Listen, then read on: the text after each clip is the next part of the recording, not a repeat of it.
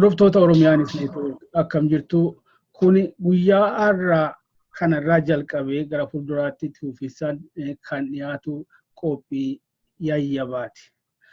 Ta'u malee yayyabni maali? Yayyaba jechuun maalidha? Maqaan kun maaliif sagantaa kanaaf filame? Yookaan immoo maqaan kun akeeka sagantaa kanaati wajjin akkamitti wal qabata laata?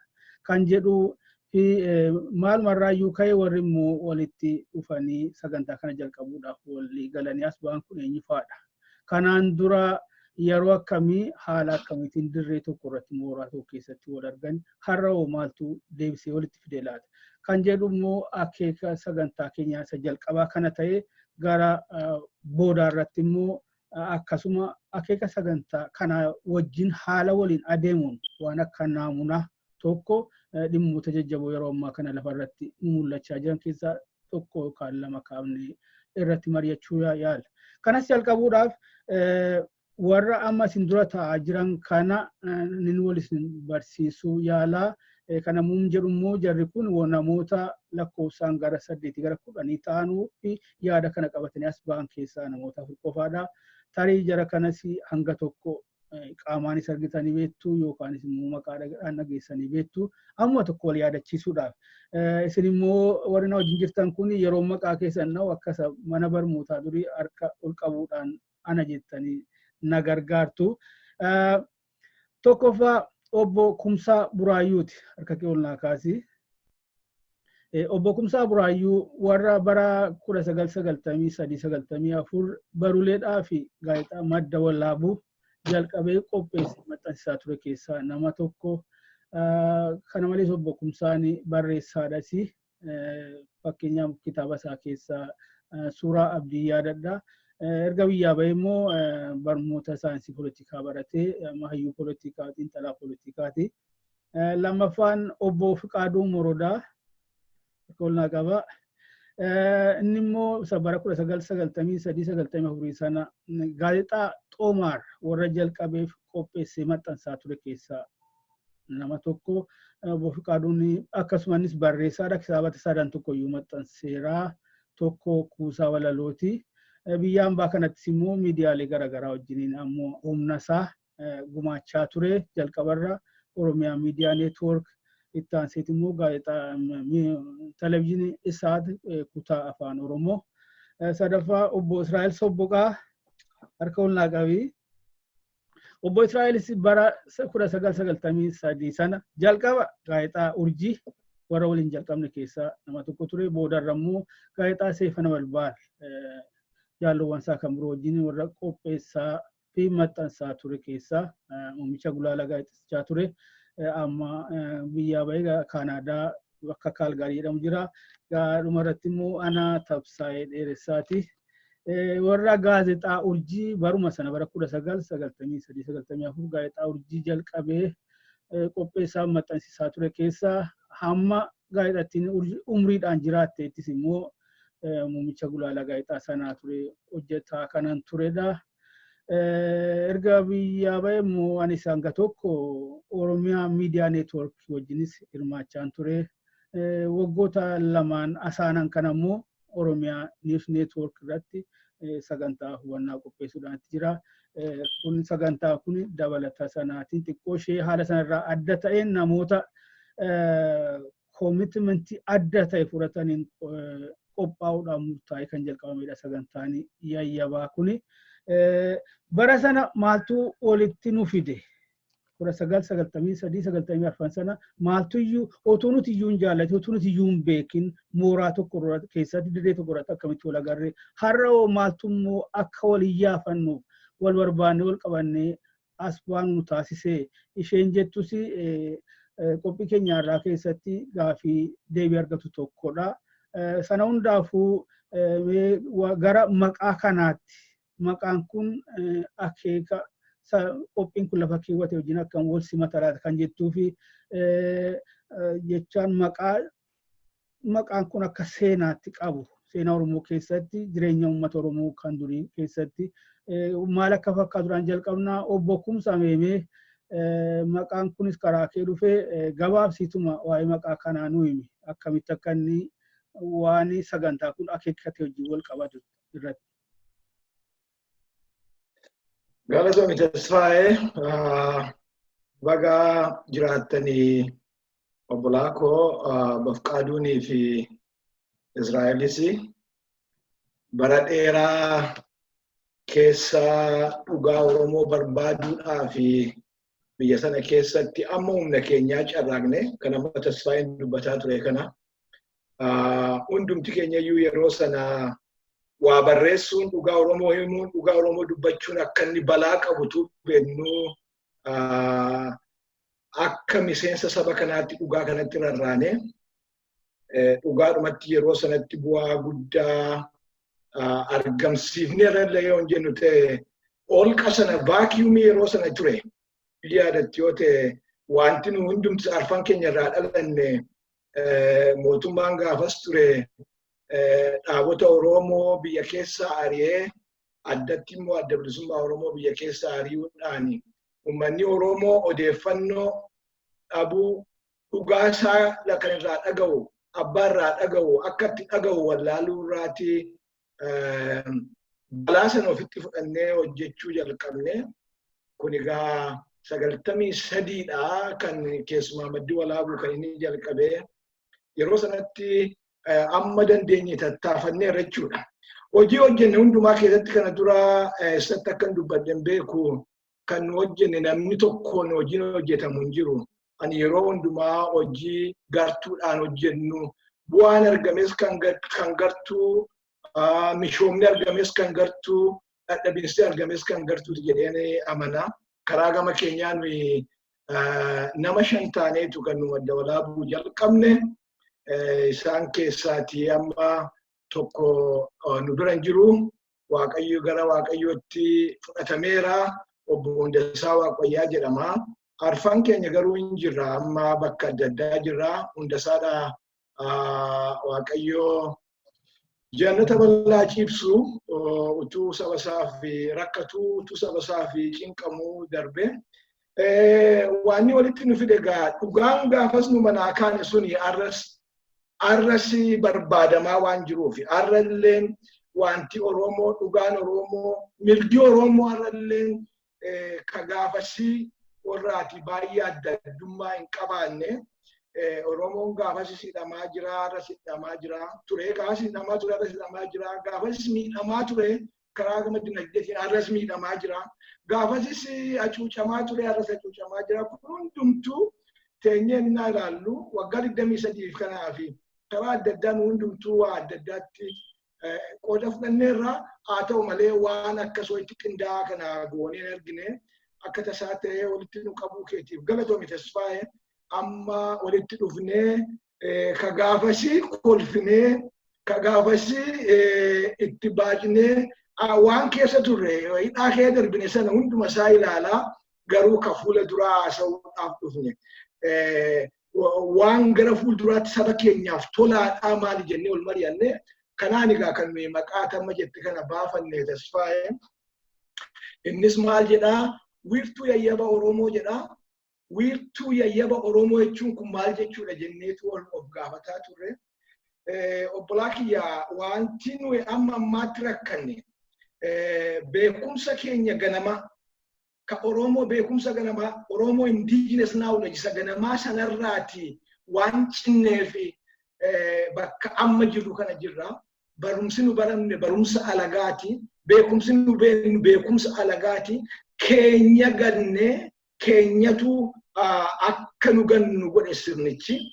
Isa kanaafi gama keenyaatti deebina jenneeti. Gama keenyaatti ennaa deebinu Oromoon akkamitti addunyaa isaa ilaala kan jedhudha irratti wal falmaa turre yaadatte yoo ta'e Oromoon addunyaa isaa akkamitti ilaala ennaa jennu Oromoon addunyaa isaa akka itti ilaalu akka inni dhalootatti dabarfatu agarte Oromoo world view yayyabeeti waaqaaf isa gidduu maaltu akka jiru waaqni maal akka inni ta'e yayyabaan walitti hime Oromooni lafti maal isheeni hiikoon lafaa Oromoof maali hiikoon jireenyaa iyyuu maali Oromoon naannoo isaa akkamitti ilaala ennaa yaannu kana maaliin walitti dabarsee yoo jenne Oromooni kana barreeffamaan walitti dabarsine kana internetiin qabu kan ittiin walitti dabarse arkaayivii godhee mini kan inni walitti dabarse kan inni walitti dabarse walitti meeti walitti yayyabeeti yayyabni akkas jedha waa'ee waaqaa irratti akkas jedha waa'ee qaalluu irratti akkas jedha hiikee walitti dabarseeti walitti yayyabee walitti himee ol dhageessifateeti kan inni kan Oromoon wajjin jiraate arra innaa ilaallu rakkoon keenya inni guddaan Oromoon ol dhaga'uu dadhabuu isaati ol dhaga'uu waan dadhabeef tamsa'ee ol dhaga'uu waan dadhabeef diigamee ol dhaga'uu waan dadhabeef agartee yeroo irraa yerootti himataa ta'ee yeroo irraa yerootti agartee cunqurfamaa fakkaatee mul'ate kun maal ol dhaga'uu ol jala deemuu walitti yayyabuu waan dadhabeef kaayyoon keenya akka Oromoon walii galuuf walii galtee sana attamitti godhatan attamitti walitti yayyaba attamitti walitti dabarfata attamitti ol dhaggeeffatee dhalootatti dabarsa kan jedhu irraati wiirtuu yayyaba keenyaatti deebina. World view indigenous knowledge ganamaa keenyaatti deebina. Isatu agartee tokkoyyuu kunoo kan of barbaadu eenyu nuyi jennee akka Oromootti of barbaaduu qabna. Who are we as an Oromos? Eenyu nuyi addunyaa keenya attamitti hiikna? Addunyaa keenya kana keessa attamitti jiraanna isa jedhu beekumsa keenya durii kan abbootii keenya utuu beekumsi bara jabanaa kun hin jiraatiin walitti dabarsaa ture sana isatti isa modernize goone isa fuunee ammayyeessine yeroo ammaa siyaasaa ammaa dinagdee ammaa hawaasummaa ammaatti hiikkanne ol dhageettii baruudhaafi waan Oromoo keessaa inni guddaan fakkeenyaaf gadaan mataan isaa iyyuu yayyabame jedha yoo dhattee qoratte tasfaaye gadaa humti mataan isaa iyyuu yayyabame gadaan kun maal jechuudha maalii yayyabame fakkeenyaaf waggaa 8 darbu gadaan jedhamee yayyabame namni tokko waggaa 8 oli bulchuu hin danda'u yayyaba kun mataansa seera sanatu yayyabame kanatu olii galamee bara dheeraa Oromoo jiraachise jechuudha. Naannoon Oromoo hundumtuu gaarii taanaan mini obbolaa kiyya akka irraa kana akkuma irraa kana ture yeroo isaatti naannoon Oromoo kan Oromoo qoru waan dhibee mini Oromoon kan inni bara gadaa sana mootummaadhaan jiraate kan inni mootummaadhaan jiraate walitti yayyabee waan ol dhageessifateef afaan tokko waan baheef yaada tokko waan baheef ittisa ol fakkaataa waan qabaatuuf naannoo isaa abboomee naannoo isaa keessatti bakka shaamalu qabaateetu bara gadaa kee jiraate jecha. Kanaaf yayyabni hiikoo hedduu qaba agartee indigenous knowledge beekumsa Oromoo dhalootaan qabu qofa utuu hin ta'in ammas immoo dabalee akkatti Oromoon of hiikuu fi addunyaa isaa hiiku darbee immoo waan inni guddaa yayyabni godhe maal inni gadaa keessatti waan inni guddaan Oromoon godhe Oromoon sagaleedhaan murteessu. Oromoon waa tokko innaa murteessu olii galteedhaan murteessa. Consensus. Oromoon amma namni tokko dhimma tokko irratti isaa galutti gadaan amminu agarre amminu beenu amma namni tokko isaa galutti taa'ee dhaggeeffata jecha. Namicha manni hubatutti kanaaf Oromoo biratti sagalee qofaa utuu hin ta'in barbaachisaan olii galteedha. Consensusii kan ammoo maaliin godha yayyabee olitti hima jecha. Yayyabee oliif dabarsa jecha. Isa kana dhafiduu barbaanne. Ammoo waan ajaa'iba ta'u Oromoo biratti ilaalchi hundumtuu hin keessummeeffama. Ilaalchi cubbamaan hin jiru.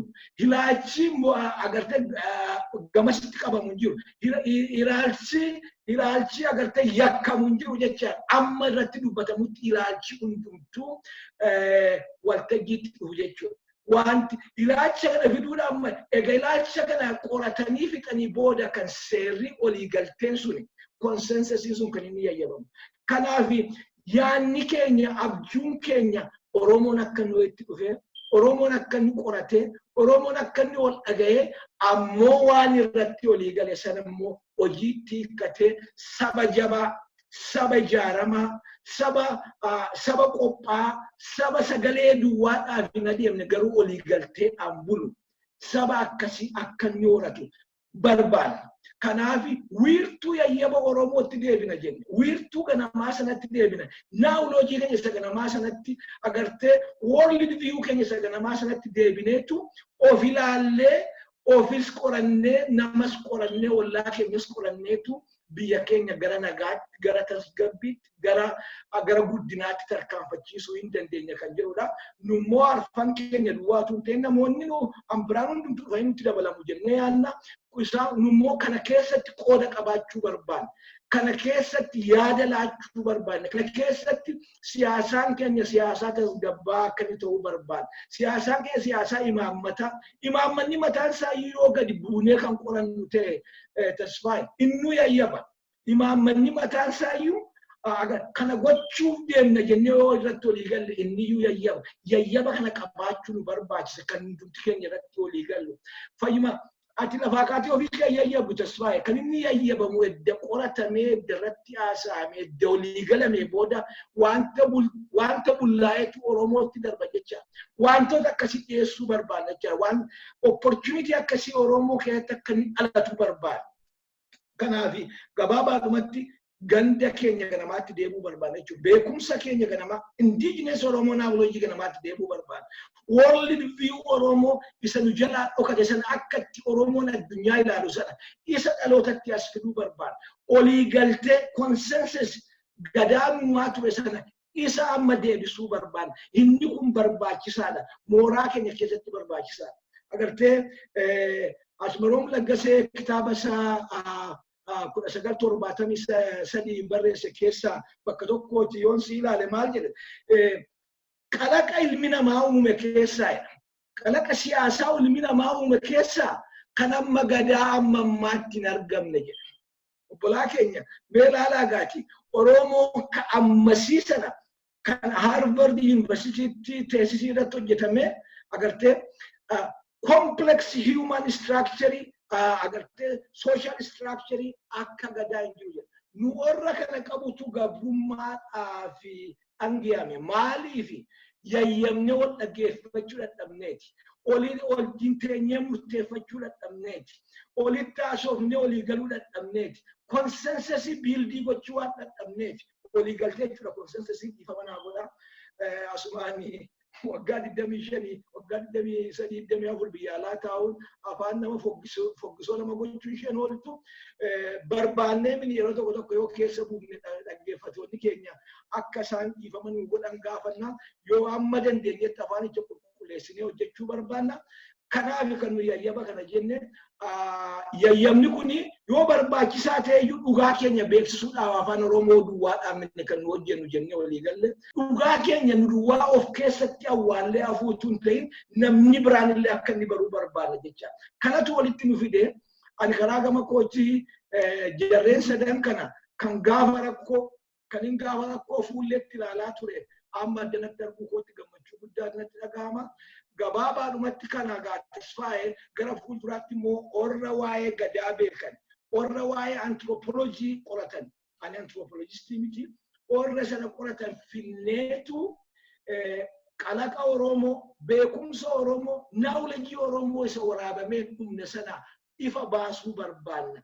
Kanaaf kan nu addanatti wal geenye tasfaa'ee gabaabaadhumatti amma ni ibsan beeku egaa kanatti fakkaata. Gaariidha galatoome bokumsaa obbo Fiqaaduu gahundi keenya akka quba qabnutti yeroo jalqabaatiif biyya Itoophiyaa jennu kana keessatti waa'een walabummaa pireesii kan dubbatame kan labsames 1993 sana irra caalaansaa waraqata irratti hafe malees ilaalee waanuma gaarii ture akka dokumentiitti waraqata irratti hafe waan biraatiyyuu hojiirra oolaa ture. Hundi keenya maal takka ture keessa dabarree argine beennaa dhandhabnee baay'ee hawaasaa dhandhabnee argine. Sana duras tarii kana galutti obbo Fiqaaduunis Israa'elis anis immoo kaataatuma walitti dhannaa qabna turetti fakkaata miidiyaa garaagaraa wajjin. Haa ta'u malee sanarraa kaasee amma akeeka qophii yayyabaa waliin taanii jalqabaa jiru kana wajjin haala wal qabatuun gaafa sanarraa kaasee amma har'aatti miidiyaatti cichite akka turtu maaltu si taasise ishee jettu wajjin walitti qabdeemee akeeka sagantaa kana har'a maaltu walitti fudee isheetu sanaa wajjin. Galatooma anillee baay'ee natti tola. Hiriyoota gaafa rakkoo jedhe kumsaanii bara sana keessa bu'aa bahii hidira argaa turre hin beekna. Naannoo Maakkalaawitti gara soostanyaatti gaafa lafarra fooqaa turre sana inuma beekna waan argaa turre rakkoon sana caallullee hin jiru dhugaadha. Rakkoo sana caallu kan argaa turan jiru lammiileen keenya warri miilli irraa cite harka irraa cite warri du'anii lubbuu isaanii dhabanus jiru kana caalaa warri rakkoo arganu jiru garuu isarraa afnee amma warraas jiru asitti wal arguun keenya wal argine immoo waan saba keenyaaf tolu tokkommoo mee qabannee dhiyaanna calluma jennee afaan keenya qabannee taa'uudha mannaa gaheedhuma lammummaa keenya immoo akkamitti ba'uu dandeenya. Sadarkaa har'a yaanni uummataa qaroomni beekumsi uummataa saba keenyaa irra gahe irratti ulfinni rakkoon har'a sabni keenya keessa jiru irra gahe irratti sadarkaa sana sagantaa madaaluu danda'u akkamitti dhiyeessuu dandeenya waan jedhu irratti mari'annee kan irratti walii gallee mee amma humna keenya hagumaachinu jennee kan irratti walii gallee dhiyaachuun keenya wal arguun keenya anaaf waan guddaadha. Egaa akkas ila kaaste tasfaayi maaltu nu kakaase kanaan dura bara sana jechuudha.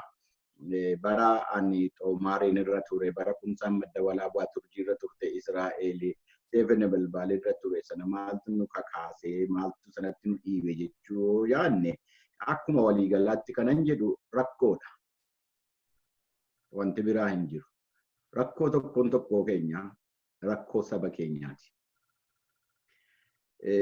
Isa hiikaasaa keessa deemuu hin barbaadu saatii waanuma hin qabnee fi sabni si nu hubata jedhee yaada isinis nu hubattuudha jedhee yaada. Har'as immoo kan deebisee walitti nu fide rakkoodha. Maal jedhu an beekaadha ofiin jedhee miti maal jedhu bara beekaan callise yoo beekaan callise wallaalatu garmaamaa jedhu biyya irratti.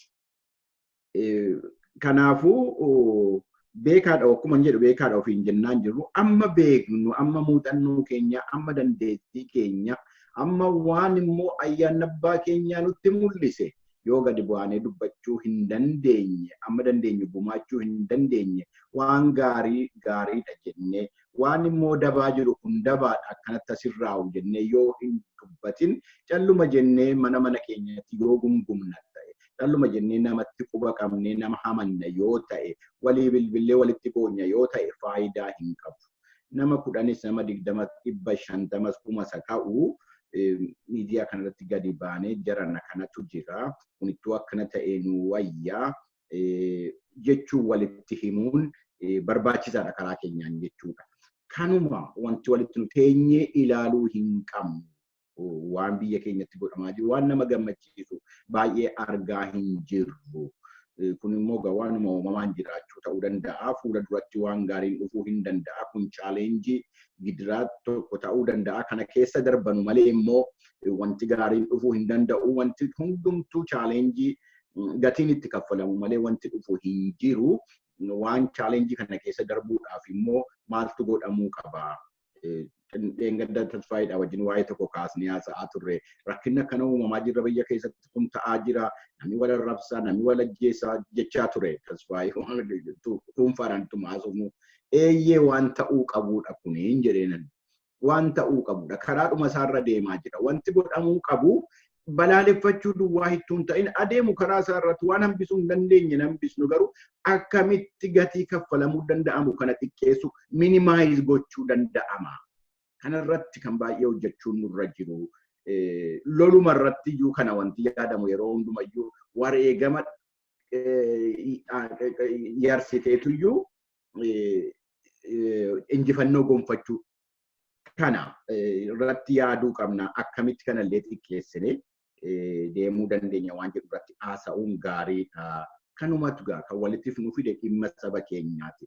Isa waa'ee yayyaba irratti kumsaa nama sila yaadni kaase akka inni jirutti ta'ee baay'ee waan gaarii dhalchimte kumsa galatoomii sarratti akka biraatti immoo akkasa warri karaa afaan Ingilizii kanaan dubbatan Herald jedhamu kana Oromoo Herald waan jedhu kanallee fakkaachuu danda'a maqaan kun Heraldichi kun announcer messenger usher isa afaan Ingiliziin jedhamu kun erga dabarsa dubbii himaa jechuudha. Gaazexeessummaan kun maal jedhu maaliif gaazexeessaa taatee jedhanii dubartii tokko gaafatanii jennaan matsaafa seerratti barreessiteetti kitaaba seerratti barreessiteetti onnee addunyaatiif dhiyoo ta'uudha jedheetan gaazexeessaa ta'ee jedhu. The heartbeat addunyaa gaazexeessaa ta'uun nama hundumarraa heartbeatii onnee addunyaa kana dhikkifachuu onnee addunyaa kanatti dhiyoo ta'anii ilaaluudha. Kanatti dhiyaannee ilaallee waan dhageenya waan nutti mul'ate waan argine dubbachuu dabarsuu ibsuudha jechuudha wanti kun kanarratti waan Oromoo ilaallatu waan naannoo biyya keenyaa ilaallatu waan immoo darbee bal'atee addunyaa kana ilaallatu irratti dubbachuudha jechuudha karaa kootiin kan natti mul'ataa jiru. Egaa waan haaraa maal dubbanna waan jedhu kan na dhibu gaam maal haaraa maal dubbanna waa baay'ee dubbatamaa ture amma miidiyaan bakka adda addaatti guute namni tokko dhuunfaadhaanis gadi bahee inni warri horii qabus immoo wal gurmeessee gadi bahee waan barbaade dubbachaa jira. Kanarraa waan adda ta'e maal finnee dhufne laata maal qabannee dhufne laata waan jedhu kanarratti itti yaaduudha kan nutti barbaachisu natti fakkaata. Kan ammoo fuula duratti hojiidhaan itti agarsiisuudha. Wanti guddaan maaltu maaliif yoom eenyutti akkamitti haasa'amuu qaba waan jedhu irratti dubbachuu miidiyaa dhaabuu miti wanti rakkisaan amma yookaan immoo miidiyaa ijaarame keessatti sagantaa tokko dhaabuu miti wanti rakkisaan. Baay'ee salphaadha kun teknooloojiinis nama gargaara. Garuu maanni haala bilchaataa ta'een isee har'aa kana seerra keessaa kana dhiifnee waan hunda qabeessa ta'e waan dhaloota boriitiif ta'uu danda'u akkamitti saba kana akkanatti qopheessuu dandeenya dhaloota haaraa kana akkamitti empower gochuu informationii kennuu fi odeeffannoo kennuu egeree isaatiif akkamitti akkani jabaatu gochuudhaaf maaltu hojjetamuu qaba waan jedhu irratti akkamitti hojjechuu danda'amu waan jedhu irratti ba'aa guddaadha sagantaan kun kan fudhachuu qabu baachuus qabu natti fakkaatan ba'ama namni baay'een dubbataa asirratti jedheera piroogiraamiin adda addaa sagantaan adda addaa miidiyaa adda addaa irratti baay'ee numa ba'a namoonni gadi babba'anii waggaa 5 waggaa 6 kana numa argina miidiyaa adda addaa irratti namootuma muraasa ta'etu iyyuu ganama televizyiinii tokko irratti ba'anii jaruma sanatti dubbata sa'aatii booddee immoo jaakittiidhaaf karabaataa geeddaratanii jaruma dhaqeetti dubbata kanuma argaa jirra akkamitti aadaan kun geeddaramuu qaba akkamitti yaadni bira namoonni aadaan namni bira akkamitti ol ba'uu danda'a dhaloonni aadaan kun akkamitti yaada aadaadhaa wajjin dhufee ol ba'uu danda'a akkamitti yeroo isaa kana egeree isaa kanaaf waan inni barbaadu ibsachuu danda'a waan kana irratti yoo yaadamee itti hojjetame ani baay'ee gaarii natti fakkaata nu duwwaa miti numa afuran keenyatu har'a as ba'ee kana dhaggeeffattootaaf daawwattootuma keenyatti dubbachuudhaaf namoota baay'eedha guyyaa hunda asitti argamnu karoora keenya irratti torbanitti yoo danda'ame guyyaa tokko dhiyaachuudhaaf dhiyeessuudhaaf yaalaa jirra nu duwwaa miti namoonni biraa dhiyaachuu danda'u guyyaan hundumti keenya guyyaa hunda hin dhiyaannu sagantaa kanas kan adda godhu kanuma ta'uu danda'a namoonni biraas kan immoo hin mul'anne jiru dhufanii jarri argamuu danda'u guyyaa hunda nu arguu dhiisuu dandeessu ta'a. Kanuma karaa kootiin kanan dubbachuu barbaadu yoo nagadhiiftani waa baay'een odeessa asuma irratti dhaabuudha wayyaa. Ingaa sa'aatii dheeraas hin qabnu obbo Israa'el meebii gama keetiin waanuma kumsaa fi Fiqaaduun jedhan irratti. Galatoomii tasfaa fayyaa ta'e sagantaa kana qindeessuuf yaadii ati goote guddaan appreciate godha. Maa inni gaate hundumti keenya amma arfan keenya asitti walitti qabamuun keenya yookiin asirratti argamuun keenya beekumsaan hunda caallee yookiinis immoo yaada adda ta'e tokko finnee as dhufuu qofaaf osoo hin taane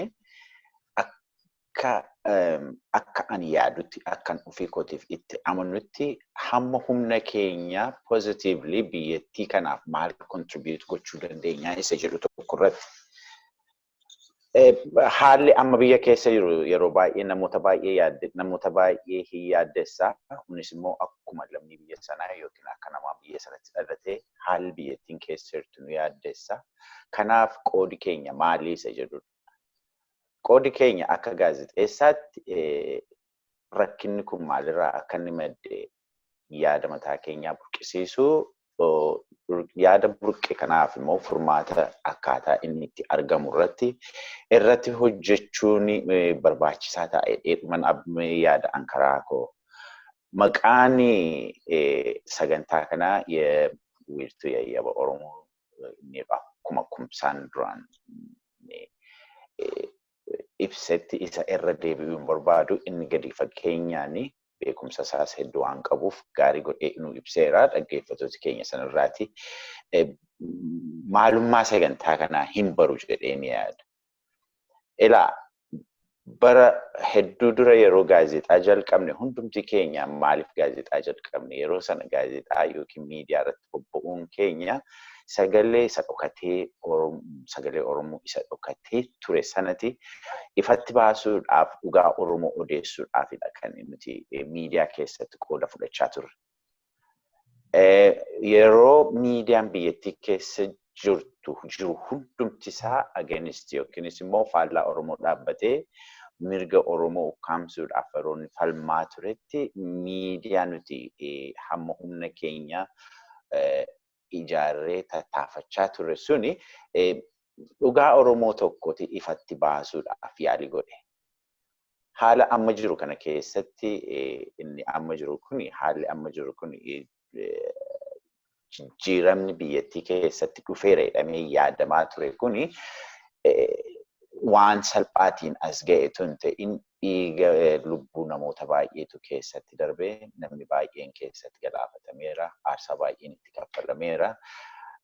Sanaaniti as ga'e, sanaan as ga'eeti jarreen biyya keessatti karaa nagaa sossoo'uu dadhaban illee biyyatti deebi'anii akkaataa itti biyyattii keessatti jireenya siyaasaa biyyattii sanaa keessatti qooda fudhatan irratti hojjechaa jiraachuun isaanii waan beekamu ta'eetu jiru. Haalli kun amma yeroo baay'ee karaarraati akka inni hin dabneef haalli jiru akka inni fooyya'ee itti fufuudhaaf nuti hamma humna keenyaa maal gochuu dandeenyaa isa jedhudha positively. Biyyattii sana keessatti maaltu rakkina uumaa jira maaltu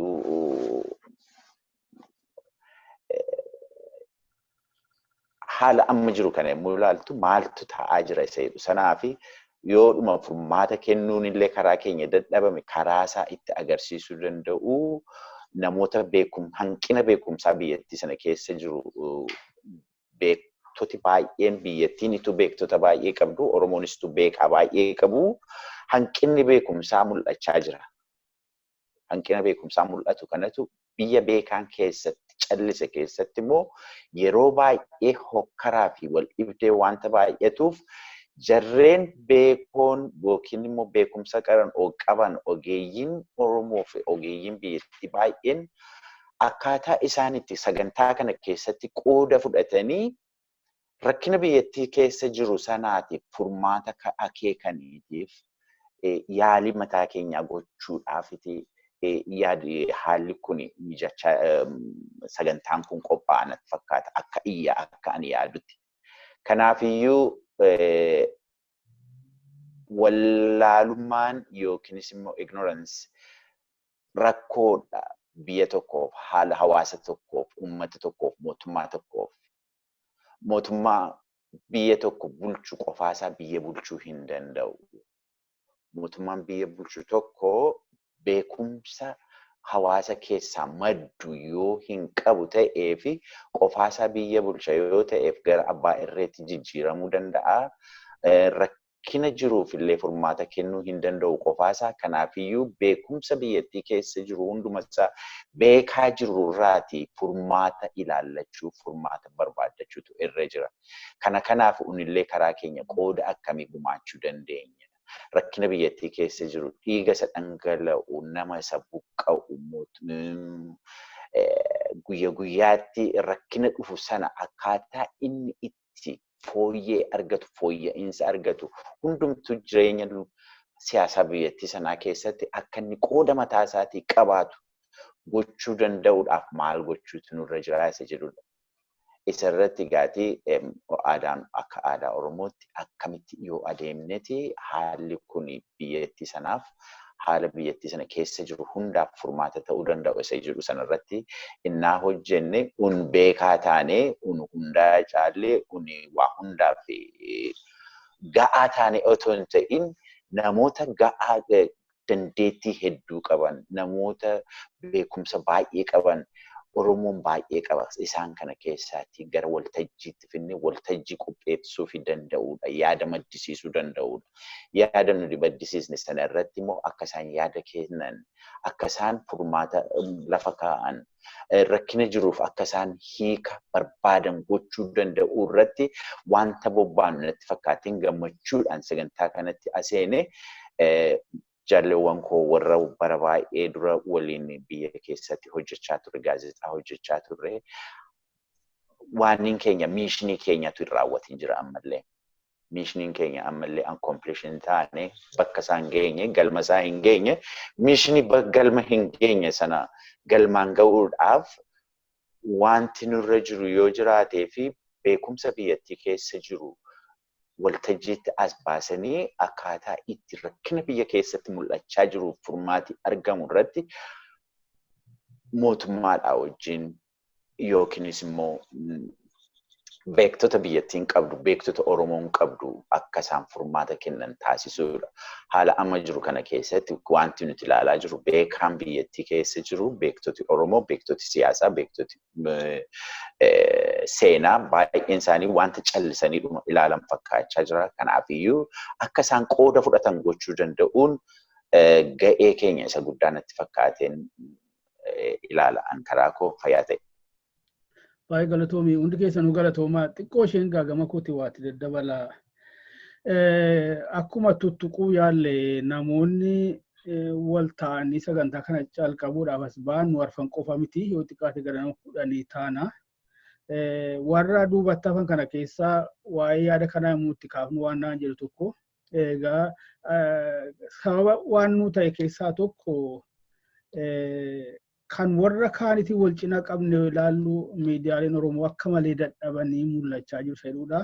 Kana jennaan inumayyuu hin qabu, miidiyaadhuma hin qabu, uummanni kun jennee achirraa kaanu maaloo naan jedhe. Dhugaa dubbachuudhaaf istaatistiksuma yuutuu deemne amma gara miliyoona 35 hanga 40tti gaha jenna lakkoofsi uummata kana. Sana cinaa qabne miidiyaa maqaa Oromooti sossootu. Kan mootummaas, kan dhuunfaas, kan jaarmaalee poolitikaas olaalee dhugaa dubbachuuf hin qabu. Uummanni kun miidiyaa hin qabu. Kanaan wal qabatee gaafa sana woo isheen jettu sa'arraa kana wajjinis kan walitti hidhatte gaafa 1993-94 sana maaltuyyuu warra wal fakkaatu kana walitti fidee isheettu ani gabaabumatti waan ofii kooti akka nam tokkotti keessa ba'e experience godhe waan murteessa dhumaarra nageessise tokkoon kaasuu fedha. Uummanni kun biyya sana keessatti yoomiyyuu uummata guddaadha. Eenyuyyuu humni kamtuu gartuun kamtuu kan gara aangootti dhufu yoomuu uummata kana hin barbaada. Yoo xiqqaate akka risoorsii naannoo isaatiif jecha kan biraatiifis. Garuu dhimma uummata kanaa kaasee dubbachuu irratti tasasaa fedhii hin qabu.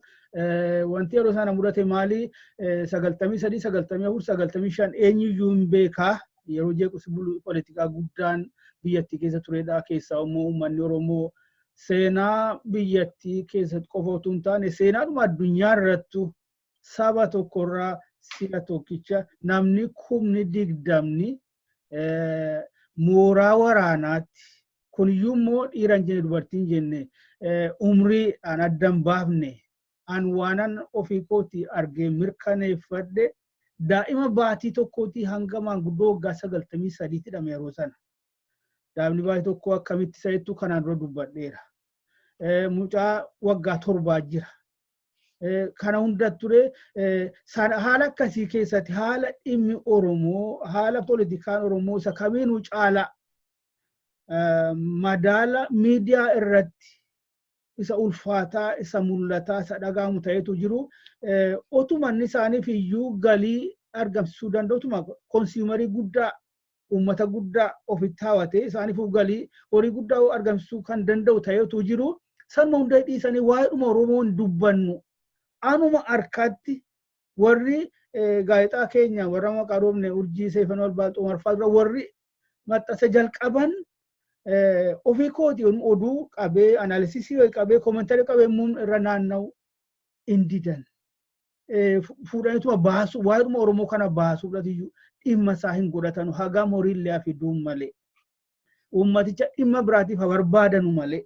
Waan isaa akka dubbatamu barbaadanu keessaa gameen isaa akka bahee dhaga'amuun barbaadanu kana booda gaa'urii wal fakkaanu walitti dhufnee waa ta'u gochuu qabna.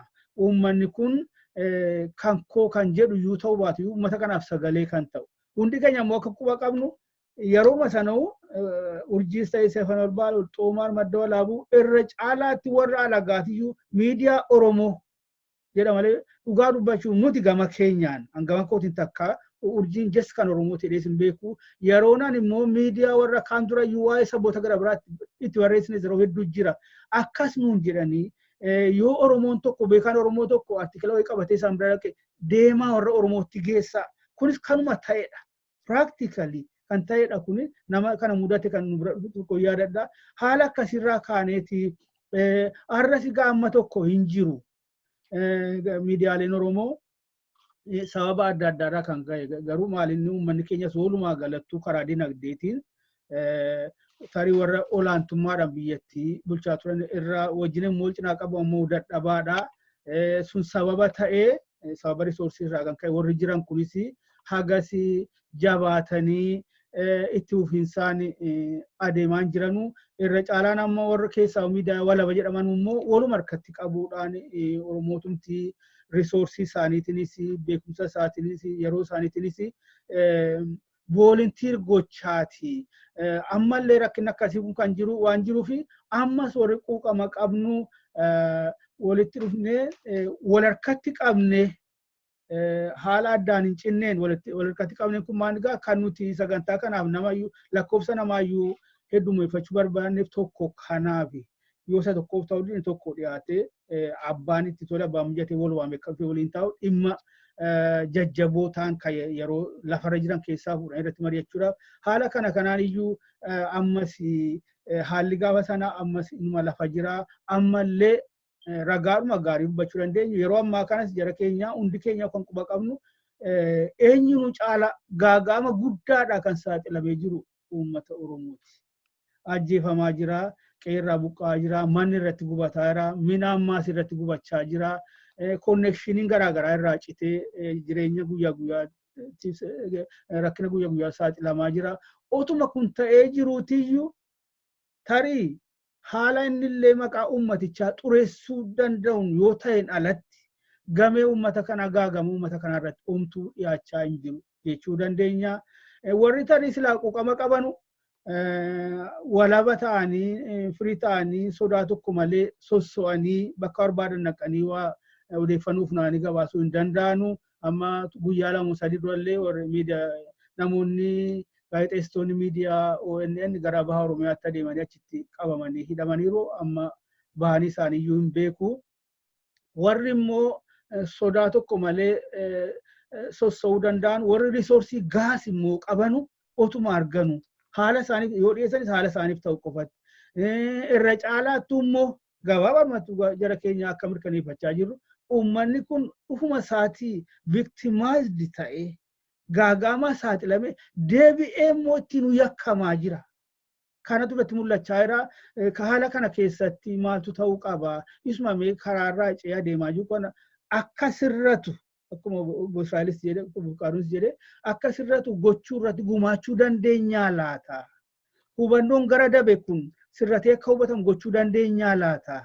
Kan jedhuun irra caalaatti waa'eedhuma miidiyaa irratti ogummaa miidiyaa irratti gargaaramne muuxannoo qabnus gargaaramne haala lafa jiru yeroo yerootti kakaafnee ilaaluudhaan karaa biraatiin barri kun hundi keenya akka quba qabnu bara odeeffannoo jedhama maqaa isaatiin iyyuu information age jedhuun information era kunoo maaliif waan hunda caalaa odeeffannoon humnaawaa ta'e argame.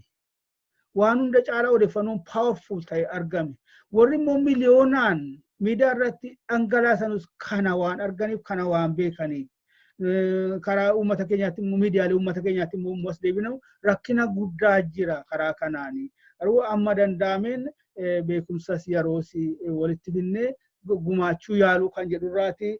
Inni karaa biraa akka hiika yayyabaa kanaan wal qabateen akka beekumsaa lafa nuu kaa'een amma danda'ametti rakkina jiru irratti dhimma yerootti kaka'u irratti waliigalteen konsensasiin akka uumamu gochuun asirratti gumaachuudhaan dheebuu biyyattii kana kan bara dheeraa kan ta'e dimokiraasii dubbatamu kana hawwamu kana ijaaruu keessatti walabummaa pireesii dheebuu biyyattii bara dheeraa kan ta'e waanuma hundaa immoo danqaa kan ta'e bakka walabummaan pireesii hin jirretti eessattuu walaa misoomaatii walaa nageenya walaa tasgabbii jiraachuu hin danda'u jedha keenya humna isaa himne irra humna miidiyaa haala kana keessatti akkamitti gumaachuu dandeenya amma dandeenyu kan jirtu walitti nu fidee tarii asirratti nu gaanatti fakkaataa mee egaa kanumaan karaa wal qabateen tarii naamuna hojii sagantaa kanaas amma tokko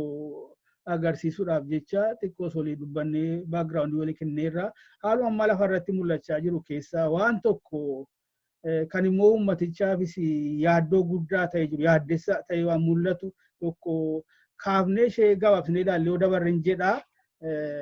Innis hiriira walirratti ba'uutiyyuu babal'achaa jira jara keenya. Hiriirri numa beekamaa sirna adda addaa jalatti bara adda addaa. Amma garuu keessaa naannoo Oromiyaatti gam tokkoon deeggarsa humna isaan gurra jiru jedhamee gama biraatiin immoo kan isa mormu jedhamee waan akka salphaatti ilaalamu natti hin fakkaanne maaliif tokkoffaa tokkummaa uummata kana kan maaliyyuu caalaa waggoota 28 darban kana arginee itti gammadaa turre tokko deebisee kan jeequ ta'ee mul'achaa jira. Karaa biraatiin gaagaama iyyuu qaqqabsiisuu jalqabee jira. Amma fakkarii kaleessa dheengadda kan akka hubannutti gara baha Oromiyaatti keessaa magaalaa Awaddaayitti sadarkaa walitti bukaasuu sadarkaa humnaa walitti adeemuu uumamee iyyuu namni hidhames hin jira jedhu. Asirratti mee maali hiriirumti kun maal akkuma activity politikaa tokko sochii politikaa tokko keessa maal inni kana kan beeknu Itoophiyaa keessatti irra caalaa ajajaan hiriira baasuu ajajaan walgahii baasuu bara dargii irraa kaanee beeknaa Ihaadigis al tokko yeroo barbaachisaa ta'e ilma taasisaa keessaa walgahii illee yeroo hundumaa ajajaanii hiriira al tokko ajajaniin baasuu inni amma kun walumaa galatti wanta akkasii kun akkuma activity politikaattu maal inni gaheensa hagam barbaachisaadha moo yaaddoon inni tokkummaa uummata kanaa irratti qabuu fi maaltu moo ta'uu qaba laata isheettu mee obbo Fiqaadu siin jalqabanna ishee kana.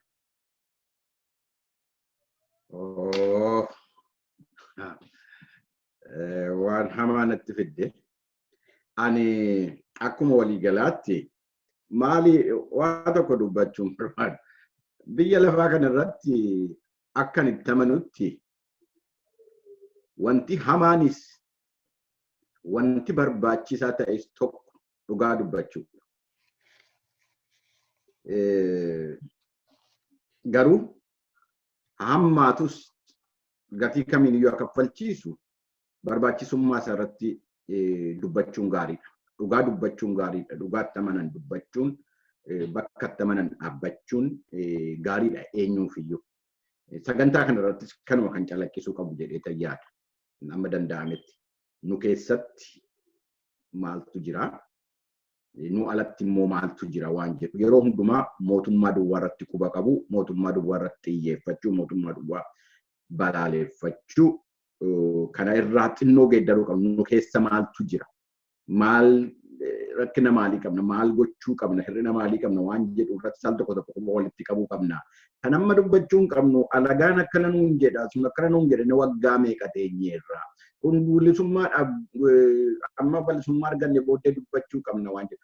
Gufuu gurguddaa bilisummaadhaan si ga'uu danda'u galma sanaaf si ga'uu danda'u bira of jala keenye ofii keenya of jala kakaa kana tuquu hin dandeenyu waan nu kuffisu of jala keenye kanan tuqnu jechuu waan qabnu aadaa kanas geeddaruu qabna waan jedhuun qabani waan nu keessa jiru irratti dubbachuu qabnu rakkina keenya nu keessa jirus karaa qaroomeen karaa safuu qabuun karaa aadaa keenya kabajeen walirratti dubbachuu qabna waan jedhuun qaba.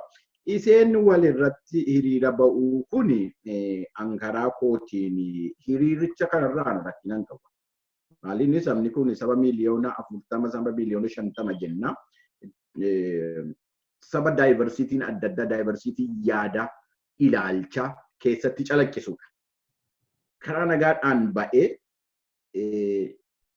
amma kanaan duraatti saba keenya keessatti garaagarummaan jiru kan natti fakkaatu eenyuyyuu Oromummaa isaa irratti fedhii isaa irratti itti gala irratti namni wal dhabe waan jiru natti hin fakkaatu. Karaa kamiin yoo deemne iyyuu nu wayyaa karaa kamtuyyuu wareegama nurraa hir'isuu danda'a. Waan jedhu kanarratti natti fakkaata. Wal dhabbiinsi garaagarummaan jiru kan natti fakkaatu. Kanarratti ba'anii yaada kootu mo'uu qaba. Yaada kootu sirriidha. Karaa kootu sirriidha jedhanii dhaadachuun kuni balaa waan qabu natti hin fakkaatu. Isatti aanee isa jala waan dhufutu jira wanti balee amma wanti argaa jirru maalli arrabsoo wal arrabsuu akkati jette immoo walirratti dhakaa darbachuu dhoqqee walitti darbachuu eessaa dhufe wanti kun dhugaa wanti kun waan nama saalfachiisuudha fi waan nama gaddisiisuudha wanti kun akkuma jedhe hiriira ba'uun gurmoomneerraa karaa dhaabbiin adda addaa dhaabbatee jira biyya sana keessatti dhaaba isaanii deeggaranii karaa keenyatu sirriidha jedhanii ba'uun haala qaroomeen karaa dimokiraasawaa ta'een ba'uun kuni rakkina hin qabu. Inni wal arrabsuun kuni takkaa walirratti dabalatuun saba tokko Oromoo marraa darbinee immoo saba tokko saba biraa arrabsuun akka nama hin taane arrabsuun obboleessa koo kumsaadhaa wajjin dheengadda kaafnee waan tokko haasaa turre asirratti kaasuun illee barbaachisaa miti. Oromoo tokkotu gadi ba'ee maqaa saba biraa waamee abaluu akkana jedhee arrabsa. Eenyummaan namaa Oromoo ta'uun akka Oromummaa keenyatti boonnutti sabni biraas immoo of eenyummaa isaatti hin boona. Maqaa walii kennuun dhakaa walirratti darbachuun qawwee walitti dhukaasuun kuni bakka inni dhufee hin beeknu kun rakkinuma sabni kun keessa jiruudha.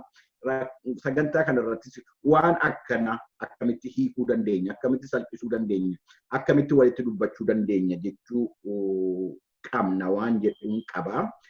An akkuma waliigalaatti hiriira paartii adda addaa deeggaranii paartii ofii deeggaranii jira jibbinus jaallannus ilaalcha poolitikaa adda addaa qaba saba kana keessa jira gurmaa'eera sabni kun jaallatus jibbus abaayyatus gaayaratus shaakalaa jira mirgasa karaa kanaan ba'anii dhaadachuun rakkina hin qabu karaa kootiin akka ilaalcha kootiitti jechuudha. Wanti gadheen wanti aadaa keenya hin taane wanti safuu sabaa cabsu dhakaa walirratti darbachuu afaan walitti darbu wal arrabsu nurraa darbinee immoo saba biraallee maqaa dhoofnee arrabsu kuni dhugaa waanuma habulu jennee jijjiiramaa deemna jennee waan dhiifnu miti waan irrattis wal komachuu qabnuudha. Maal irrattis immoo wal qeequu qabnuudha. Wanti kuni inni hiriira bira ba'uun kuni akkuma jedhe karaa kootiin waan rakkina qabu natti hin fakkaatu. Karaa nagaadhaan karaa qaroomeen taanaan karaa safuu qabaan taanaan itti fufee iyyuu anaaf gaariidhaan jedha karaa kootti. Galatoome obbo Israa'el asumarratti meemi waanuma lafarra jiru akkamitti ilaalaa turte waanuma kaleessa dheengadda kana. Ta'a ture keessaa immoo nuunduu biyya keessa ture jala keenya waan kaasuu barbaadu tokko biyya keessa turre uummata keenya gidduu turre tokkummaan akkamii akka jiru walitti himuun barbaachisu biyya keessatti. Daasporaan kana iyyuu akka quba qabnutti amma digdama 2015 2016 2017 2018 biyya hambaa kanatti tokkummaan Oromoo akka malee kan nama tolu ture kan immoo warra uummata kan akka diinaatti ilaalanuu fi diinummaa agarsiisan birattuu yaaddessaa kan ta'e ture jijjiirama guddaas immoo fideera. Waggootuma tokko lamaan isaanan kana kan xiqqoo ishee wanta akkasii kun mul'achuu jalqabde keessaa'uu qeerrootti maqaa adda addaa baasurraan jalqabee amma immoo uummata gidduu seene mi'a asirratti maal jetta waan duratti beektu sanarraa kaate. Elaa tasaa galatoomii duraan dursa akkamitti ilaalla waan akkasii kana mootummaan biyya bulchaa jiru kun mootummaa brandiniyoo haaraa amma oppositionii keessaa as ba'etu hin ta'in mootummaa amma duraan turetu mootummaa amma paartii duraan biyya bulchaa ture sana keessaati tokko dhiibeeti as gara aangootti ba'e. Kanaafiyyuu maqaa isaaniitu jijjiirame malee isaati jarri kun jaruma duraaniyyuu mootummaa Ihaadeeg sana keessatti qooda siyaasaa taphachaa turanidhaan. Kanaafiyyuu guyyaa lamatti guyyaa sadiitti yookiin waggaa tokkotti waggaa lamatti amala isaanii duraan Ihaadeeg keessatti qaban sana ni jijjiirrattu jedhanii amanuun barbaachisaa miti maaliif yaaduunis barbaachisaa miti. Garuu wanti barbaachisaa ta'e tokko jarri kun yaada isaanii isa diigaa ta'e isa andimokiraatik ta'e yookiin immoo faallaa dimokiraasii ta'e isa yaadaa fi amantaa uummataatiin adda ta'e sanarraati of deebisanii akkaataa itti biyyattii kana karaa nagaa gara fuulduraatti adeemsisan irratti akkaataa isaan itti hojjetan tokko gargaaruu danda'udha. Gargaaruu danda'uun immoo gaatii akkuma duraan dubbachuu yaalee hanqinni beekumsaa waan jiru fakkaata biyyattii sana keessa. Maaliif hundumtuu hin waca malee isaati namni wal dhaggeeffatu hin jiru. Yoo namni wal dhaggeeffatu hin jiru ta'e beekaan akka itti dubbatu hin qabu. Rakkinaaf akkaataa itti furmaati barbaadamutu dhiba. Kanaaf amma wacci baay'achaa jira hunduu ni haasa'a garuu warri waa beeku warri immoo haala siyaasa biyyattii sanaa gara fuulduraan garmitti akka inni adeemaa jiru waa yaaduu danda'an tokko dubbachaa hin jiranii callisaniiru sun balaadha. Kanarraa kan hafe hiriira ba'uun mirgaa mootummaan deeggartoota isaa hiriira baasuu ni danda'a. Opposition groups yookiin immoo mormitootis akkasuma hiriira baafachuu ni danda'u. Rakkoonsaa hiriirri ba'u suni kaayyoon isaa maalidha isa jedhudha. Hiriira ani yoon hoogganaa dhaaba siyaasaa tokko ta'e yoon uummati akka hiriira naa ba'u yaada ta'e pilaatfoormii koo yookiinis immoo uummata sanaaf yoon filameef maal akkan hojjedhu itti himuudhaaf malee isaati ittiin dhaadhachuudhaafis miti. Haala amma jiru kanatti hiriirri ba'amaa jiru suni maaliif akka inni ba'amaa jiru yoo namaan galu ta'e iyyuu xinnoo wanti yaadamaa jiru wanta akka hokkara kaasuu barbaadutti adeemu tokkotu jira. Inni kaan immoo deeggartoota isaaniitti hamlee horuudhaaf kan adeemaa jirutu jira. Inni kaan immoo miidiyaa addunyaatti yookiinis immoo international communities deeggartoota akkasii qabnaa jedhanii of himuudhaaf wanta adeemaa jiru fakkaata. Kanarraa kan hafe amma deeggartooti mootummaa yommuu waltajjiitti as ba'anii dubbatan yeroo baay'ee wanti isaan jedhanii filmaatii barbaachisudha. Filmaati hin barbaachisu yoo hin jedhu ta'e filmaati kun akka inni hin barbaachisneef akka inni bakka isaa hin geenyeef maal gochuu qabu? Hiriira baasuu qabu, hokkara kaasuu qabu, Oromoo gidduutti wal dhibdee uumuu qabu, Oromoo irratti kaasuu qabu. Egaati kana beektoti siyaasaa yookiinis immoo beektoti seenaa akkaataa itti Oromoon cabee qoratan tokko maal akka isaan jedhan afeerree irraati baruuf deemnaa jechuudha. Kanarraati kan hafe ani hiriira hiriira ba'uun rakkina ta'e natti mul'atu. Yoo hiriirri sun garuu hokkara kaasuuf ta'a ta'e rakkina. Kanarraa kan hafe deeggartoota koo itti haamlee horuudhaafan hiriira baasuu ta'e gaariidha. Innis uumamaa miti rakkoon qabu. Garuu hiriirri akkuma biyya keessa jiraannu kanatti ilaallutti yeroo dhaabi siyaasaa tokko deeggartoota isaa bakka tokkotti waammatu wanta inni waammatuu fi isa kaanitti dhaadachuu, isa kaan arrabsuu, hokkara kaasuu yookiinis immoo haamlee deeggartoota isaatti horuuf miti. Hiriirri kan inni ta'u yookiinis immoo walga'iin bakka tokkotti kan town hall meeting waan akkasii tokko qaqqabu amma biyya kana keessatti mormitooti siyaasaa sanarratti pilaatfoormii qopheeffamu maal uummata sanaaf yoo filaman maal akka hojjechuu qaban kaayyoo isaanii la tarreeffatu.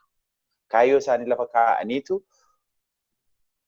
rakkina jiruuf akkaataa itti furmaata kaasan tokkotti lafa kaawwatu malee isaatii qawwee baatanii dhukaasuuf yookiinis immoo hokkara kaasuuf yookiinis immoo of agarsiisuuf miti. Yoo of agarsiisan deeggartoota isaaniitti of agarsiisaniitu uummata biyyattii sanaa keessaatii uummata voters yookiin immoo warra sagalee kennu warra filattootatti of beeksisuudhaaf. Filattootatti of beeksisaniiti yoon akkas ta'e ani isa sanarra fooyyee kanan qabu akkasitti karaa kanan inni karaa sana yaadaa ture. Ani immoo karaa kana yaadaa. Inni karaa sana dhaabichi siyaasaa inni tokko karaa kana yaada. An garuu karaa kana yaadaa. Uummata kanaaf inni waan akkasii godha. Ani immoo waan akkasiin godhaa jedhaniiti wanta sagantaa siyaasa isaanii piroogiraamii isaanii wanta yoo filaman wantoota yoo filamaniif uummata sanaaf faayidaa ta'uu danda'an sana tarreessu malee isaati qawwee qabatanii akka ilaallutti amma biyya keessatti tiishartii hiranii abalii kaffalanii bara yaade keessa wanta akkasiitu ta'aa ture gaati. Wanta kana hin beekna. Wanti kun guyyaa lamatti hafa yookiin waggaa lamatti hafa jechuun hin danda'amu. Gochuu danda'u garuu akka isaan haala sana keessaa haala sanarraatti of qoqqobanii kaayyoon isaanii kaayyoo fooyyee qabu tokkoof kaayyoo faayidaa qabu tokkoof akka isaan hiriira ba'an uummata isaanii waltajjiitti akka isaan as waammatanii wanta barbaadaniif sana akka isaan dubbatan gochuu dandeessisuudhaaf gorsa barbaadu jirre kun beekumsa barbaadu hanqina beekumsaatu jira nan jedhe kanadha. Maaliif waan faayidaa hin qabne tokkoofitti uummata kakaasaa jiru. Uummata walitti buusaa jiru. Oromoo gidduutti wal dhibdee uumuudhaaf yaaliin godhamu yoo jiraate sun balaa guddaadha. Balaan isaa immoo Oromoof itoo hin ta'in mootummaa aangoorra jiru balaa ta'a. Mootummaan aangoorra jiru kuni akka waggaa lama duraatti itti fufeera ta'eeti Oromoonis uummati biyyattii sanaas isa deeggaraa garuu karaa irraa kaatina fakkaata. Kanaaf immoo kan caalaa dubbachuu danda'an beektoti siyaasaa baay'ee wanta jiraniif isaan gara fuulduraatti haala waltajjii kanarratti dhiyaatanii wanta dubbatan waan natti fakkaata. Kanarraa kan hafe karaa koo hiriira ba'uun rakkina otoo hin ta'in rakkinni ergi hiriirichi ba'ame booddee wanta godhamudha. Hiriirri sun kaayyoon hiriira sanaa karaa isaarraa kaachuu danda'udha. Kanadha karaa koo Tasfaayee galatoo. Gaariidha. Yeroo sagantaa kana jalqabuudha waliin mari'anne wanni nuti murteeffanne keessaa tokko dheerinni sagantaa kana hanga amma tokko akka taateedha. Isheenis akka nurkaa hin deemne ilaalcha keessa galchine obbo Kumsa keessaa'uu yoomiyyuu eessattuu murteessaan uummata yoomiyyuu eessattuu humni kan uummataati. Achi adeemu asaa adeemu malee abbaan dhimma uummaticha haala deemaa jiru kun akka inni tokkummaa uummata kanaa hin jeeqnee fi gaaga'ama amma xiqqaattee jalqabdeetti dhakaa wal darbachuu dhukaasnis jira ture. Wanni akkasii akka dhaabatuu fi tokkummaa uummata kana akka hin jeeqne irratti waan uummaticharraa eegamutti xiyyeeffadhuuti gabaabsi sa'aatii qabnus ilaalcha keessa galchii gabaabsi nutti waa tuqu jedhee achumaan gara xumuraatti nu fidda. Baay'ee ayinaadhaan adda ta'e kan Fiqaaduunaa fi Israa'el jedhanirraan qabu garuu waanuma xixiqqoo tokko tuttuqa kanarratti hiriirri kun hiriiroo irratti ba'uun kun maaliif ta'e kan jedhu akka lamatti ilaaluun nutti jira. Rakkoo lamaaf ta'e hiriirri amma ta'aa jiru kun tokko kan inni ganama dubbadhe sana Agartee beekumsa keenya hundeerraatu cinne. Haadhoo beekumsa keenyarraa cinne attamitti wal bulchaa turre bara dheeraadhaaf. Fakkeenyaaf gadaa keessa paartii shanitu jira beektu nuti keessa. Paartiin shan kun akkaataa itti aangoo walirraa fuudhan qabu. Isaanii wal ajjeesaniiru jedhu takka riisarchi keessatti hin dubbifne. Taa'anii wajjin haasa'anii seera mulanii seera yayyaban. Seerri sun jedha namichi tokko namni gadaa kana qorate maqaansaa Guuner Kajarlaand jedhama. Seerri takka korarratti murame yookaan immoo agartee bakka gadaa ol gaheetti murame. Paartiin tokko riversii gochuu hin danda'u jedha. Riversii gochuu hin danda'u jedha. Abbaan fedhaadhuuf paartii shanan keessaati. Paartiin tokko riversii gochuu hin danda'u. Hudduu duuba deebisuu hin danda'u jedha. Waan irratti olii galaadhaa dhabne jechaadha. Waan ganamaa kan siraa irratti olii gallee takkaa murannee achi waan kana sochoofnu kun dhugaa saba keenyaati jedhe egaa kanarratti oliin somnu jennee dhiifnu isa horachuu dadhabne. Isarraa maaltu addaan nu kute yoo laalle jennee yoo laalle gabrummaa addaan nu kute. Bakka isaa maaltu fudhate? Bakka isaa yoo ilaaltaniitu ta'e bakka isaa ofirrummaati bakka bu'e diktaatarship sirna diktaatarship. Ka ofii isaa murteessee yoo barbaadde fudhachuu qabdu jedhee uummatatti gad ergu sanatu bakka nuyi konsensasiidhaan walii galteedhaan sirna jiruuf jireenya keenya ka siyaasaa bulchiisa dabalatu murteeffannu sana ofirroon bakka bu'e. Ofirroo keessa jiraanne jechuudha. Mililikirraa jalqabnee yoo ilaalle ofirroodhaan bulle. Kan nutti muumbulle malee kan nu wajjin teenyee murteeffannee seera godhannu hin bulle. Mililik akkasi. Haile Sillaaseetti dhufe. Dargiitti dhufe. Malleesitti dhufe. Haile Maariyaamii fi kun amma immoo kan nuyi mucaa keenya jennu kanatti dhufe jecha. Kun hundumtuu sirnichi maalirratti ilaala? Sirna olii galanii konsensasiidhaan wajjin bulanii irratti hin ijaaramne. Sirna namatti himuurraa dhalata. Sirna gannamatti seera dabarsuurraa dabarsan. Kanaaf mootummaa yeroo Itoophiyaa keessatti empowered ta'a jechuudha. Mootummaan humna qabeessa ta'a akka garaasaa namatti himuudhaaf waan barbaade namatti himuudhaaf humna qabeessa ta'a. Kun hundee rakkinaa nuyi calluma jennee protestii godhaa turre sana jechuudha. Kun kana biyya kaleessa uumamin kun naachuraalii sirna Itoophiyaa keessatti kan uumamedha jechuudha. Inni lammaffaa gaa mooderniitti amma kana immoo maalti jedhe jennee dhugaadhuma yoo ilaalte protestiin bifa amma ta'aa jiru kanaan akkanatti fakkaatetti 1918tti fixanneera jedhee yaade. Maali protestiin jedhu kun? Modernis politikaa keessa hiriirri jechuu koomin hiriira dhaqanii du'uudha kan hin anaasa'u. Hiriira dhaqanii reebamuudha kan hin anaasa'u. Hiriira dhaqanii falaxamuudha kan hin anaasa'u. Isa kana fixanneera jennee yaadne gaafa ijoolleen Oromoo harka ishee walitti martee Finfinnee keessa dhaabattee qawwee ofitti fudhattee agartee 6,000 Oromoon baasee sirna sana akka inni xinnoo ishee agartee faceliftiin akka inni godhatu naan wanti nama ajjeesan kun dhaabateera ka jedhu garaa keenya keessatti dhee yaadnee ture jechuudha. Anamma kana akka nama tokkotti nan gadda sun deebee amma kana Oromoon bakka dhaqutti bakka deemu hundumaatti isayyuu nama biraatuun ta'e mooraadhuma isaa keessatti Oromoo jidduutti ennaa Oromoon yaa qaanii guddaa sitti dhaga'ama jechuudha. Qaanii guddaa maal taanaan kaleessa nama biraatuun wajjeessa jennee himannee ijoolleetti gabbarree achiiti isaan kaafne arra maal taanaan warri nu keessaati dhalatanii deebisanii obbolaa isaanii ajjeesu. Attamitti qawweetti dhukaasu, attamitti dullaadhaan mataa ijoollee dubartii ijoollee xiqqaa kan akka infleeshi qabnu attamitti falatu. Maaf falatu? Sirni akkasii maaliif jiraata jennee yoo kan ilaallu ta'e ammallee isuma Israa'el jedhe sanatu deebise. Wantichi maalinni nutu sirnitti jijjiirameera jennee hawwinee gammanne malee sirnichi fuula isaa dibate malee hin jijjiiramu.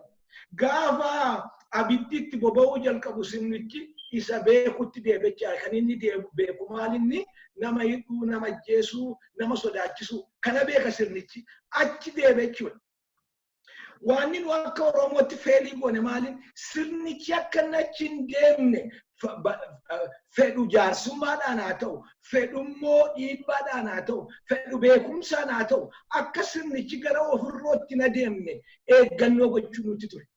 Jabeessinee diduu nuti ture. Gaafuma duraayyuu utuu danda'ameera ta'e Tasfaayee wajjin seera, Abbaa Gomboloo isaa seera, utuu danda'ameera ta'e sirnichi akka inni achitti hundeedhaan hafu gochuun dogoggora guddaadha. Maaliif akka nuyi qabsoo kana keessa deebinu nu godhe jechaadha. Egaa hafeemu akka sirnichi baqatee dhaqee agartee diktaatira isa dhumaa hin taane dhiibbaa beekumsa irratti hundaa'e gochuu nuti ture. Inni sun itti godhii waan hafeef sirnichi amma waan ceesisu waan waadaa gale sanatu hin ta'in waan ofii isaan gootti hafuu saganteeffate jechaadha. Agartee waan saganteeffatee fi kireetiin ta'e. Ennaa Oromoon agartee dhimma isaa kana dhimma siyaasaa ta'ee ennaa Oromoon dhaabota kan biraa deggara agarsiisu sirnichi yaaddoo keessa seene jechuudha. Yaaddoo keessa waan seeneef isa beeku sanatti deema. Waan nama gaddisiisu, waan baay'ee nama gaddisu dhugaa jechuudha. Waan Dr. Abiy jedhe maal kan beeknu qabnaami jedhe. Nu ijoollee mallasi waan beeknu qabna yoo barbaachisaa ta'e maalinni korojootu koo beeknaam jedhe afaan isaatiin dubbate jechuudha. Akka inni achi hin dhanne sana eeguun nutti ture silaatituu beekumsa qabaanne. Akka inni korojoo nanne sana akka inni nama reemne sana isa harkisuu gara dimookiraasiitti cimnee harkisuu nutti ture. Isa goone karaa gama keenyaa kufaatii guddaadha. Gama kaaniin kanaaf kan gumaache maalii jette Tasfaayee. Kanaaf kan gumaache maalinni warra seera eegan. Agartee law enforcement institution warra nu jedhu poolisii, waraana, igaqaabii, maaloo, milishaa isaan kanatu kan biyyaa hin ta'in jiru. Nationalized in taane isaan kun ammayyuu qabamanii jiru paartii jala jiru. Kanaaf kan paartiin itti taasisuu godhu. Kan gaafa duraa kana yaada itti taasisee godhaa turan. Amma immoo kan paartiin bilisiginnaa itti taasisee kan inni ajajee godhu. Isaan kana mataa isaanii waan gochuun nuti ture jira. Hojii nuyi hojjechuun nuti ture. Oppoziishooniin keessumaa kan isaan hojjechuu isaanitti ture jira. Isaan kun kan biyya akka isaan godhan akka isaan ta'an irratti hojiin hojjetame guddaa miti. Kanaaf poolisiin ammallee kan biyya otoo hin ta'in kan Dr. Abiy ta'ee of ilaala. Waraanni amma biyya jeeqaa jiru bakka baay'eetti waraana biyya kan biyya eegutu hin ta'in kan paartii eegu ta'ee jira. Isaan kana dadhabne jechuudha. Institutionalize yoo ta'ani kana dhaabbota akkasii kana nationalize gochuu hin dandeenye. Kan biyyaa gochuu hin dandeenye. Isaan ammayyuu kan paartiiti. Kanaaf amma fakkeenyaaf kaleessan ilaala. Awwadaayitti akkatti poolisiin ilma namaa dhabu. Yoo iji arge dhugaadhumatti hin gaddisa. Kun ilma namaatti yoo maal dargaggeessa ofiifiyyuu nama nyaatee hin bulle fakkaatu. Qallaa du'aa akkatti poolisiin dhabu. Attamitti ilma namaa keessaa kun hojjetama. Poolisiin kuni maaliin training attamii qaba? Leenjii attamii qaba? Maali kan inni beeku? We don't know. Opposition kan kanarratti hojjetaniiru hin hojjennu. Kanaaf kun rakkina guddaa nutti ta'e jechuudha. Qabeenya biyyaati ammayyuu kan paartiiti. Isa kana utuu hin deebisiin filmaata kan nuyi jennu kun hundumti isaa waan inni ta'u maal jeequmsatti jijjiirama jechuudha.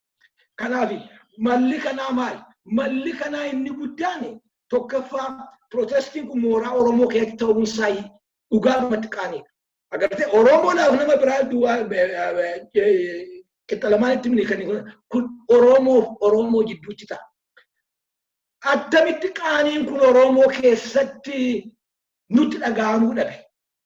Attamitti attamitti politikaan illiitiin keenya bakka sana ga'an attamitti bakka sana ga'ani bakka nama ajjeesuun ittiin qaaneffamne attamitti Oromoo keessaa baanee achi geenye. Keessaayyuu attamitti ilma Oromoo ajjeefnee galgala dafnee bulla. Attamitti waraana attamitti immoo poolisii ijoollee Oromootti erginee dhannee galgala nagaan dafnee bulla. Kun maalirraa dhufe?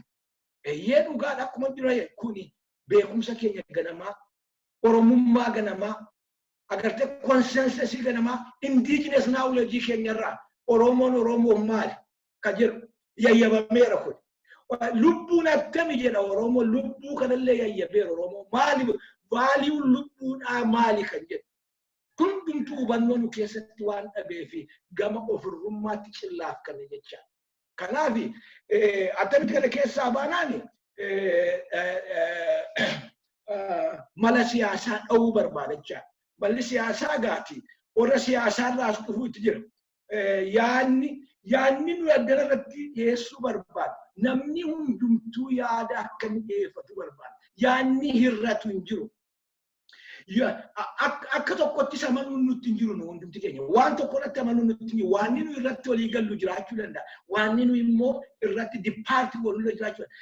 Kanadha kan nuyi egaa kana goonee booda yayyaba akka Oromoon yayyaba qinxalamaanii tana agartee koon isa ta'e sana kan Oromoo tokko godhu sanatti deemna jechuudha. Garuu gabaabaadhumatti kan nuyi ittiin buune jira. Waan nuyi ittiin buune tokkummaa Oromoo ittiin buune. Waan nuyi ittiin buune nagaan akka inni bahu ittiin buune. Waan nuyi ittiin buune waan nu cabsaadha. Waan akka sabaatti nu cabsaadha isatti bu'uu hin dandeenye. Kanarraa kan hafe waan nuyi inaasofne hin jiru. Gabaabaadhumatti pirootestiin kun waan itti fufnatti fakkaata. Akka dhuunfaatti ilaalu yeroo gabaabaadhaaf isaa ta'u yeroo dheeraaf itti fufa ammarraa jalqabee garuu kan Oromoon bakka jirutti godhu akka maqaa kanaatiin dhiigni Oromoo dhangala'aa oolurraati malli dhaamuutitti jira jedhee yaada. Tasfaa nan dheeresseetti fakkaata. Uumamti gaa ta'u nugaa fakkaata waan xiqqoo hafte keessaa waa'ee sagantaa kana kan irraanfadhe akkuma tuquuf yaalee namoonni kan biraati kanarraas hin baane jiru. Sanaan alatti iyyuu immoo yeroo dhimmoonni xiinxala ogeeyyii barbaadan mul'atan immoo namoota dhimma sanarratti beekumsa kuufame muuxannoo qaban affeerree waliin teenyees akka irratti mari'annuudha. Sagantaan keenya kun akka addaan hin cinne abdii guddaa qabna. Waan namoota ofuma isaaniitti murteeffatanii ofirratti murteessanii walitti dhufan waan ta'eef egaa keessa seennee dhimmoota lafarra jiran kakaafnee dubbachuu sagantaa sattaan irraa kaanee jalqabna. Kana hubachuu feena. Isin hunduu isaarraatiif galatoomaa wal galateeffachuu illee hin qabnu. Warran waliin turan hundumaanuu galatoomaa isin jennaanii kan immoo qophii kana uummata keenya biraan nu gahaa ture. Ogeessa teeknika keenya Nuuree Sabaa baay'ee galatoomeennaa nagaatti. Ba Cha Da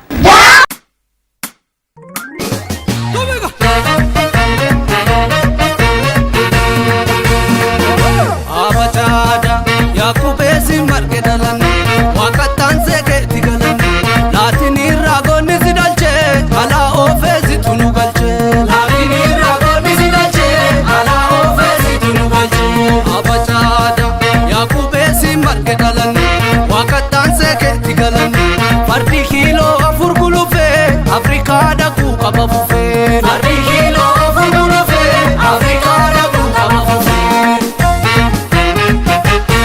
Yalatini bakri sapalo bote kube Yalatini bakri sapalo bote kube Abanga machi aile fida Mama Rashad faatu itin sikatabe Mama Rashad faatu itin sikatabe Baro tumsa kufna warri ogade kubate Baro tumsa kufna warri ogade kubate Magarsa bari igazu banti Yori fapo malencha kudani tunumate Yori fapo malencha kudani tunumate Media barrufi waldale ija ummata Media barrufi waldale ija ummata Chaftu lama gazeta urji Radio Maqdisho OMN maltu dagata Radio Maqdisho OMN maltu dagata Ode hayoni komo barnota hawani Ode hayoni komo barnota hawani Rifti Valley akka harambe Open to new generation manani Open to new generation manani Yaalin qabsoo nagayaa yoo hedduu godhame Yaalin qabsoo nagayaa yoo hedduu godhame Karmararaa bakkalaa garbaa Maammoo gadaa filannu sagaleen nu hatame Maammoo gadaa filannu sagaleen nu hatame Yaa wallollee kan gaafa addunyaan nu argite Yaa wallollee kan gaafa addunyaan nu argite Du'a hiriiraa du'a irreechaa roorroo diddaa qirroon teenya boolla namite Roorroo diddaa qirroon teenya boolla namite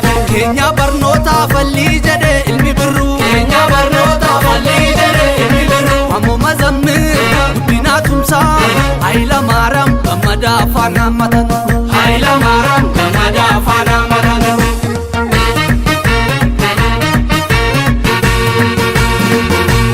Komoko ya komoko komoko ya komoko debine faca undirare gange kofa kandin modare dugama senare dugama senare dugama senare dugama senare dugama senare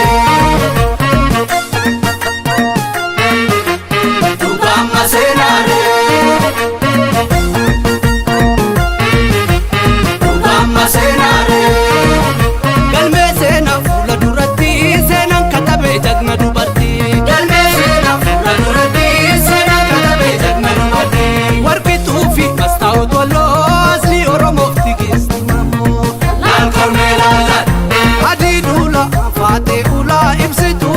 Marame arka lal kormelala ayan tu daga agar tu ibsa gali seda basa tu magarsa lal kormelala falmatu gule ki barentu bisho jarsa kan akarakatu lal kormelala ware tu ware asha dirre lal tu ada obsa faga galasa lal kormelala darar tu sole aster kanno lali zero ba il finish kanno lal kormelala Datu dae marifai bro halo dawe lal kormelala kanani fiftu agatu ibsa hawan kero butti fatte tiksa lal kormelala lal kormelala lal kormelala lal kormelala kormelala lal kormelala kormelala lal kormelala kormelala uga masera masera uga masera masera